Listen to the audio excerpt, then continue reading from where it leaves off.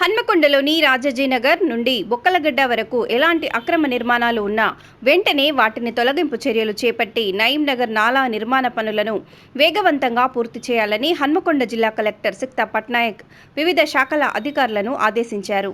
హన్మకొండ జిల్లా కలెక్టరేట్లోని mini conference హాల్లో greater Warangal municipal corporation commissioner Ashwini Tanaji వాకడేతో కలిసి నయీంనగర్ నాలా నిర్మాణ పనులపై revenue, municipal, town planning, survey, సాగునీటి పారుదల ఇతర శాఖల అధికారులతో శనివారం కలెక్టర్ సమీక్షా సమావేశాన్ని నిర్వహించారు. సమావేశంలో నయీంనగర్ నాలా నిర్మాణ పనులకు సంబంధించిన వివరాలను, ఎదురవుతున్న ఇబ్బందులను ఆయా శాఖల అధికారులు కలెక్టర్ దృష్టికి తీసుకువెళ్లారు. ఈ సందర్భంగా హన్మకొండ జిల్లా కలెక్టర్ సిక్తా పట్నాయక్ మాట్లాడుతూ నగర ప్రజలకు ఎలాంటి ఇబ్బందులు లేకుండా ఉండేందుకు నయీంనగర్ నాలా పనులను త్వరితగతిన పూర్తి చేయాలన్నారు. రానున్న వర్షాకాలం దృష్ట్యా వరద ప్రభావంతో నగర ప్రజలు ఇబ్బందులు పడకుండా నయీంనగర్ నాలా నిర్మాణ పనులను గడువులోగా పూర్తి చేసే విధంగా అధికారులు సమన్వయంతో చర్యలు చేపట్టాలన్నారు. నాలా ఆక్రమణల తొలగింపు చర్యలు వెంటనే చేపట్టాలన్నారు.